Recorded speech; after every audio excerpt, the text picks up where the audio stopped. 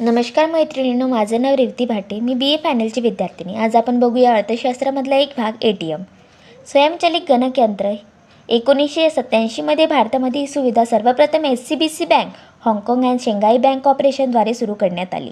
1988मध्ये bank of India ही या बँकेने मुंबईला सेवेला प्रारंभ केला. ATM यंत्र. ATM यंत्र ही एक प्रकारची संगणक आहे. ग्राहकाला या यंत्राद्वारे पैसे भरणे, पैसे काढणे, निधीचे हस्तांतरण किंवा पैसे पाठवण्याची सुविधा, व्यवहाराचे विवरणपत्र, शिल्लकची चौकशी इत्यादी सुविधा प्राप्त होतात. ATM card. ग्राहकाला अधिकोषाद्वारे प्लास्टिकचे ATM कार्ड दिले जातात. ATM कार्डावर ग्राहकाचे नाव आणि अधिकोषाचे दिलेले कार्ड क्रमांक असतो. Pin number. पिन नंबर म्हणजे पर्सनल आयडेंटिफिकेशन नंबर, व्यक्तिगत ओळख क्रमांक होय. इंटरनेट सुविधा.